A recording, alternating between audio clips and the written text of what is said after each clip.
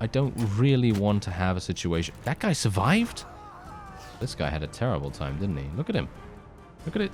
Look at his face. What? Look at those eyebrows. Wait a minute. What? He's got 2 sets of eyebrows.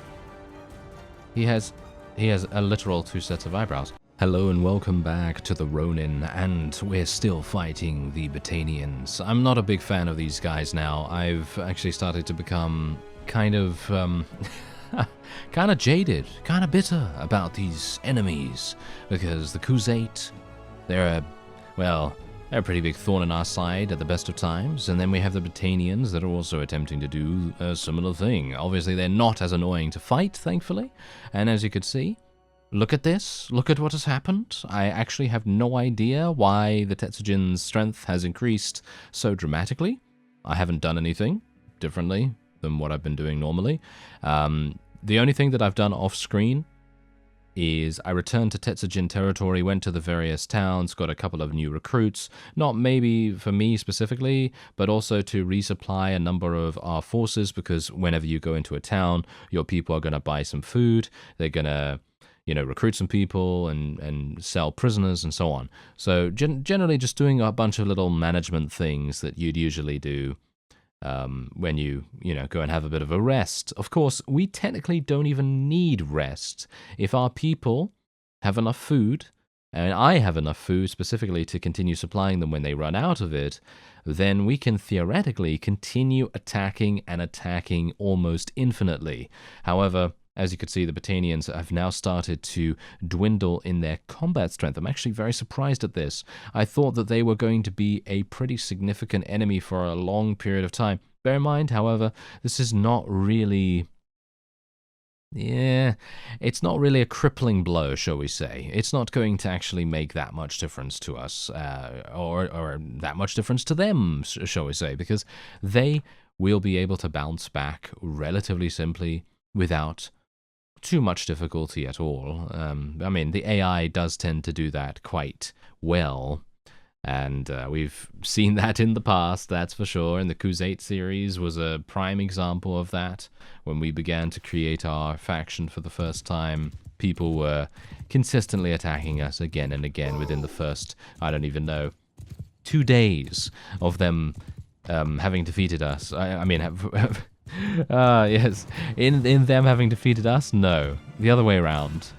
In us having defeated them, thank you very much. But yes, anyway, this is actually one of my favorite battlefields due to the balancing of it. It has a wide variety of different places for cavalry and archers and infantry to excel, and I very much enjoy that. Now, if we can just deal damage to this guy... Oh, nice! We took him off! Look at that! We took him off his mount. Oh yeah, that is what you get, sir. Very nice indeed. Actually, that is what you get, madam. Very good. Alright. Yeah, so we're just going to move our forces down here. We're just going to tell our archers to go into a loose formation. You know, standard sort of fare here.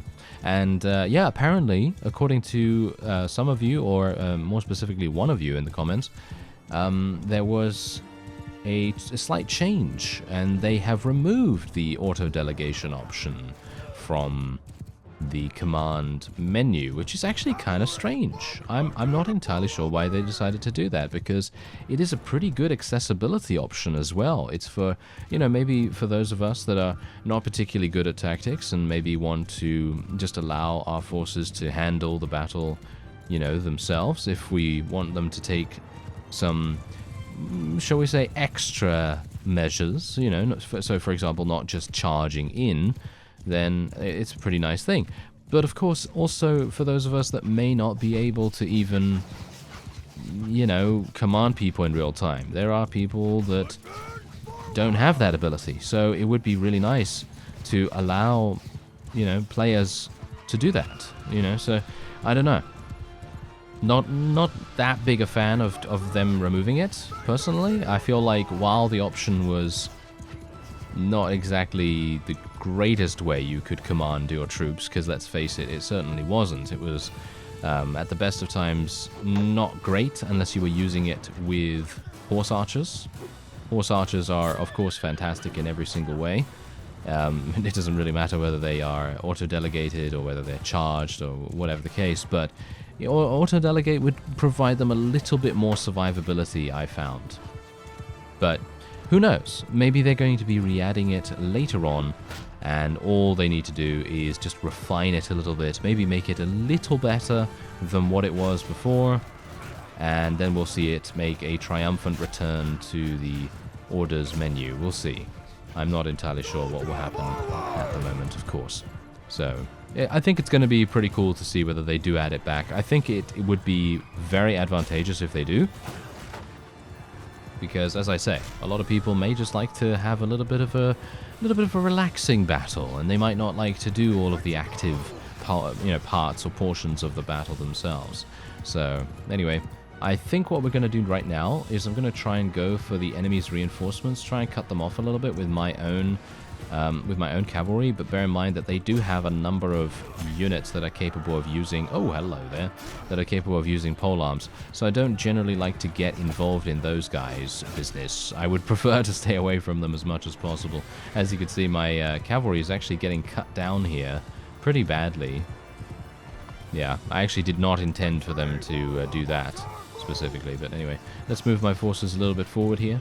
We're going to continue moving forward at a bit of a, shall we say, leapfrog state, so just basically having a battle, then leaping forward, having a battle, and then leaping forward, hopefully achieving victory in each of those battles, and then going forward from there, and hopefully being able to completely lock down the opponent. I was actually hoping to eliminate their leaders much more this time, because I've noticed that whenever we're able to do that, a huge amount of morale is taken away from the opponent's forces, and it's going to result in so many people routing much quicker than they would normally. So it would be pretty fantastic if we could do that again. Let's continue to move my forces forward. I might actually just tell my people to charge in now. It seems like most of the remaining enemy forces are indeed archers, apart from a couple of infantry on the outskirts there. But I think that's it. Yeah, I think that is indeed it. And we have one fellow that I have to... Yeah, slice him. Slice him and dice him. Thank you very much. Alright. So that is indeed a victory for us. Pretty easy. I mean, obviously I would have been able to auto-resolve this and probably achieve victory nevertheless. But I wanted to see... 19. I wanted to see how many casualties we were going to suffer if I did this manually and actually played it relatively smart. I felt like I played it quite smart. However, the one thing that I did that I felt was a little bit lacking was that I went in with my cavalry following me. And in my opinion, that was a bit of a mistake, because they did tend to get caught up in the reinforcements that spawned in after I had charged past that particular position. So it did result in a couple of extra casualties than we would have otherwise had to sustain. But bear in mind that they're not necessarily going to die as a result of that. They could survive, be knocked unconscious, and then be back on their feet for the upcoming siege. But yeah, obviously some of them did just get murdered. So we'll see. Anyway, I did purchase a couple of extra mules as well, by the way, because I was actually noticing that my carry capacity is very near to its limit. I'd like to be able to try and prevent that as much as possible. So what we're going to do now is we're going to do an old-fashioned siege, very warband style. So we're just going to go for battering ram, 2 siege towers, and then we're going to be heading in. That's basically it. Let's do it. Alright, so the walls are in absolute perfect health. I mean, well, technically we have done a little bit of damage to them, because before I spotted the army on the horizon, I decided to, do a little bit of damage. Do a little bit of damage to the walls, try and bombard the enemy defenses, and see what I could do about maybe weakening the garrison somewhat. And I felt like that actually worked quite nicely. However, obviously, I do want to try and make sure that we don't get... Oh, he sidestepped it. Did you see that? Yeah, it was crazy. Yeah, anyway, I want to make sure that we don't get completely murdered in many different ways. So I obviously wanted to try and make sure that we would have a little advantage, not a massive one. I mean, obviously, that's the thing. The most advantage that you can get he's obviously perfect. You know, anytime you can get a good advantage, then do it, by all means. However, in my particular experience, I don't really want to have a situation... That guy survived? Do you see that? He actually survived that. He survived a headshot. I can't believe it. Anyway, in my experience, I don't really want to continue bombarding the walls and getting them down to like 100 people or whatever, and then just going in at that point, because while that may be the most efficient way of doing things, potentially, unless you get attacked by a massive army, it is kind of far from the most fun. I personally find it really, really fun when we head in... Nice. When we head into the actual castle and we do some damage to the enemies inside, because I think that that's really, really enjoyable, especially when you can come from all different directions like it allows you to do with the battering ram and with the 2 siege towers. And of course it does allow me to get a little bit of skill up in our crossbow, and that's very important to me, at least. So let me see, can I... No way. There's no way I'll be able to get that guy down. You know, it's actually kind of interesting. I'm wondering, do they have auto-delegate in... Wait a minute, they might. Wait a minute, what is that? What is... Ah, look at that. They have 3 different formations currently active for all of our troops. Obviously, scatter for some of the archers outside, I assume, shield wall for the infantry inside here, and line for the rest of them. But I obviously do not have this ability. I mean, I could do it, but it would take me a pretty significant amount of time. Oh, look at that. There's actually some little gear wheels on top of the siege equipment here. So that's obviously to tell people to head in and attack. That's actually pretty cool. I like that quite a bit. I like the fact that you can actually tell them to go in and, you know, man the siege and so on. But, yeah, still missing the auto-delegate option. I feel like they should, well, more specifically add it back for the sieges, because while the AI may not be the greatest when it comes to field battles with the auto-delegation option on, I feel like they're really good when it comes to sieges, unless they are just standing outside the walls, which sometimes they do. But yeah, generally, I feel like it's pretty good, you know? Not bad, not bad. Oh, hello there. I've got enough athletics to know when I should get out of here. Thank you. All right. Let me see if I can make another stack. Here we go.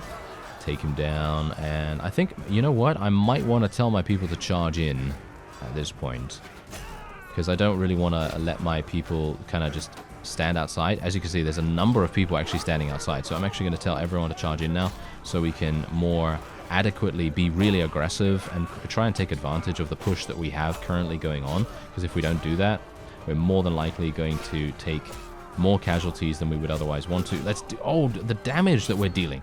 Look at this. Oh, I got murdered. Did you see that? He slashed my neck, and now... Oh, I really wanted to actually go inside here, but unfortunately the free camera is not allowed to go inside various areas. And I'll actually show you that in practice right now. So, for example, if I want to go through this doorway right here,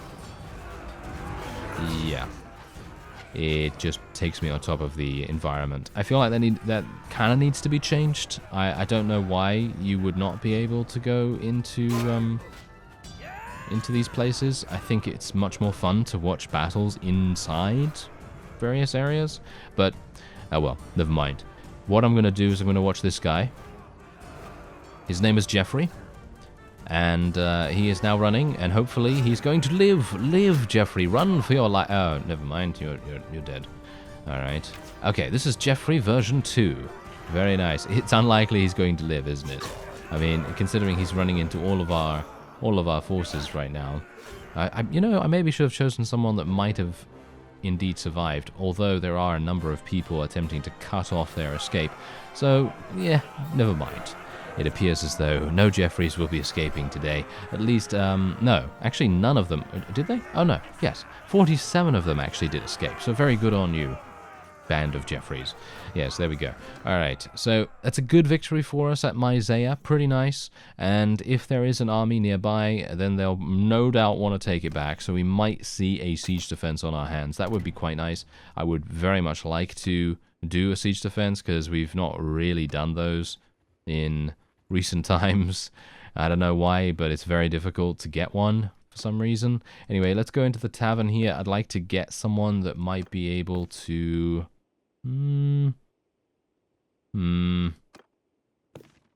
Oh, everyone's really old, right?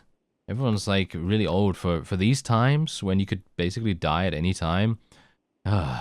I don't know. Okay, we're going to go for the Shield Maiden, I suppose. Even though it's kind of weird that she has more two-handed proficiency than she does one-handed. I don't exactly know why that is. Maybe it's because she's been doing tournaments where they've only allowed her to have two-handed weapons. That might very well be the case. So we're going to be speaking to her. She does not look a day over, what, 23 or something. I mean, she looks like she's not 43, but 23. It's kind of crazy, right? Anyway, let's go over here, and I actually don't have any units to give her at the moment. Oh yeah, someone actually did mention, by the way, that whenever you take something, you are basically asking a question. Whenever we take something, is it not possible for me to go into the garrison and then take my units back that my people have donated in the defense? Well, as you can quite clearly tell here, unfortunately it isn't. I actually thought that it might be as well, but when I went to go and look, I only have the manage your improved garrisons, which is basically just selecting this, going to the dungeon, which is obviously putting prisoners in there, and donating troops to the garrison itself. So there are no other ways for me to draw out units, unfortunately. Okay, the garrison recruiter of Odrisa Castle bought 11 horses. Alright, I guess that's good. I guess that's fine. I mean, just look at my expenses sheet at the moment. Let's actually have a look. Can we even tell where my recruiter is? Highly unlikely, isn't it? I mean, I've looked through actually the bottom section here, and I don't think I can actually see. No, doesn't seem like anything really. It seems like they don't. I don't know whether it takes money. Does it not take money for them to buy horses or something? I'm actually not sure. It's probably not a wage. It probably just takes it out immediately and then just moves on. I guess that would probably be the case. Maybe something like that. Oh, my steward skills leveled up to 275. Nice. All right. I actually don't know whether this particular perk is implemented at the moment, but look at this. This is actually kind of insane, by the way. Your party food consumption, wages, and combat morale loss decrease by 0.5% per skill level above 200. This is actually kind of crazy. It's really good. It's really powerful, but obviously you have to be a quartermaster in your army for it to be active. So we're going to take it. I mean, I don't think it will be active if I'm not the quartermaster, right? I mean, it shouldn't. At the very least. Look at that. We have 149 in writing skill as well, so I should be able to get something there. Oh, all of that is absolutely terrible as well. That's kind of unfortunate. Oh, I'm at 147 crossbows. Nice. Oh, yeah. I'm looking forward to both of those leveling up relatively soon. Alright, so let me just go over to my party here real quick. Okay, so we are basically nothing at the moment, but I'm going to be quartermaster. And we'll see what happens with that. Maybe that's going to improve all my food consumption and all that stuff. Oh, I might be able to vote for myself. Oh. Oh. Well, I actually don't know why he did that, because I would have been able to garrison it very, very nicely, Hanzo. Are you serious, sir? Oh well, never mind. I mean, look at this. I own the town next door, basically, so it would have been making a huge deal of sense for him to give that to me. Oh well, never mind. I'm going to go to Cyrenea's garrison and see if I can get some people for Kirislava, because obviously we want her to be able to join our army, and then we'll continue onward in our besieging of the Battanians. Alright, so here we go. This is one of those times when I don't really, I don't really like besieging castles, I gotta say that. I feel like besieging castles is kind of, I don't know, it feels like a waste of resources. I feel like I should be able to have like an alternate way of gaining territory. And I mean, I suppose there is. Trade skill, then everything has a price, and then you can do it that way. And generally, I love that ability. If you don't know that ability, I'd highly recommend checking out the Trader series. It's the Pelosaur Trader Lord series that I have. It's 15 videos, playlist. Probably the quickest playthrough you're going to see, from me at least. There are definite faster playthroughs dependent on if you're focusing on speed, but generally, yeah, super efficient. And I didn't even aim for that. I didn't even aim for efficiency. It's literally just because trading and becoming really good at it and having that skill is basically the most insane speed increase that you can get when it comes to making it really fast to conquer the entirety of the land. And it's crazy how it works. It's really good. Like, I'm not even joking. I'm not even like overstating things here. It's true. It's really good. Anyway, let's see if I can... Oh, never mind. That guy's dead. All right. Well, I was hopeful that I might have... this guy had a terrible time, didn't he? Look at him. Look at it. Look at his face. What? Look at those eyebrows. Wait a minute. What? He's got 2 sets of eyebrows. He has a literal 2 sets of eyebrows. Right. Well, I guess that gives me the ability to charge in then. Let us charge everyone in. And I will try to hit someone from all the way over here. Okay, that didn't work. Not used to having such an amazing amount of elevation, I suppose. There we go. Now I hit someone in the leg, no less. In the leg. Perfect. As long as I don't hit them in the eyebrows. I mean they have 2 sets. So it should be fine. Oh, that is hilarious. Okay, well, how do I get down again now? Oh, there we go. I was about to think to myself, yes, I get down by jumping off. No, let's not do that. Probably going to end up with 2 broken legs once again, as I always tend to do. Alright, so this is obviously on the outskirts right here. What if I jump off here? Can I jump off here? Yeah, there we go. Yeah, there was actually an invisible wall up on the top of that tower there, which is very strange. Usually there's not one when I need it. Thank you. But yeah, anyway, let's see if we can do some damage. Maybe level up my one-handed. I mean, I think I have 132 right now, so technically what I could do is I could do a little bit of this. I was hoping for a headshot, please. Okay, no one? Really? Okay, hello. Let's just run back. Oh, really? I missed that? Okay, I'm very surprised. Hello there. Okay, no. Oh, murdered. Headshot, point blank. Nice. That was actually pretty good. I'm kind of surprised. Pat myself on the back a little bit. Always got to do that. No one else is here to do it for me. All right, let me see. There we go. Nice. Extra experience. Anytime we can get some extra experience for the crossbow, I'm going to try and take it, obviously, because we're so close to 150 now, and it's been quite some time since we've gained a perk in that, so it would be cool to finish that off a little bit, wouldn't it? Alright, well, there you go.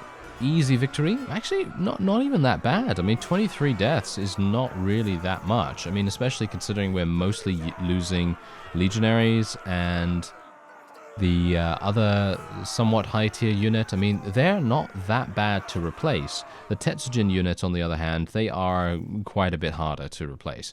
So might be a little bit problematic. Anyway, my capacity is consistently getting exceeded now due to the fact that we have so much loot.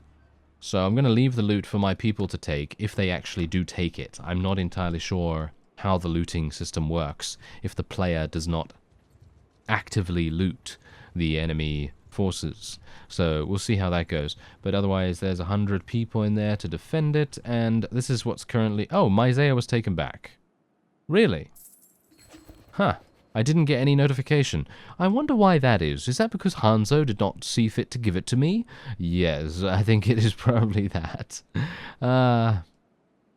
What a classic. What a classic, eh? Yeah, super much. Okay, so let's see now. I basically could just sell all of this stuff. We're just going to sell all of this. We're going to sell most of it, because as you can see, I've already gained 72,000. I was actually hoping to buy some more food, but we have we actually have 379 days worth? Wow, that's actually kind of crazy. Yeah. I'm not entirely sure how that increased. Was it because of the Quartermaster perk? Surely not because of the Quartermaster perk. I mean, that's a pretty significant increase, because we had about 100 what was it? I don't know, 150 days or something like that. I'm actually not entirely sure, but that's pretty crazy. Oh, okay. So now he wants to give me something, right? Okay, I'm gonna vote for myself here just to be certain that I get this, because I really do not want to besiege Epinosa Castle for the second time. Thank you very much. So let's go over there and see if I can maybe do a little bit of jiggery-pokery with the improved garrison. And I think what I'm going to do this time is I'm going to go for about 250 units or so. And we're just going to recruit people. We're going to upgrade them to tier 4.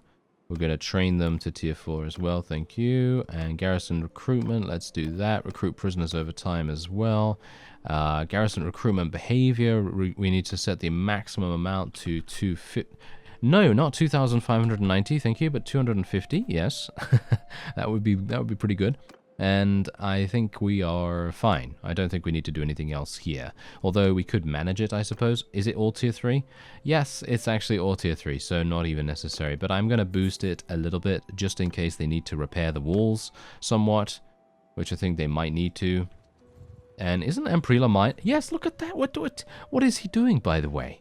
Why was he giving himself Myzea when I have Amprila and Cyrenea, and I have proven myself to be able to, you know, maintain control over both of these fiefs for an extended period of time? It's very strange that the AI decides to make these decisions sometimes, isn't it? Pretty strange. Okay, so anyway, let's just sell all of this. Gain a little bit extra cash, even though we don't need it. And as we've seen, cash is basically useless at this point, because I can't even persuade anyone. Yes, okay, hello. Okay, this is perfect. There's an army right there. There's a vassal that I'd like to potentially persuade to join us. Let's see if he's actually the leader. He is. Okay, let's go for honor. Nice. Critical success. Good start. Good start. Now let's see. Maybe we're going to be able to get him. Alright, here we go. Come on now. Cross your fingers. What does he own? He just owns one. Oh, he owns. Okay. Right. He owns Myzea. Yes, that is the main reason why he won't be joining us. He's a lot more pliable than the other ones, but he still has minus 98 relation.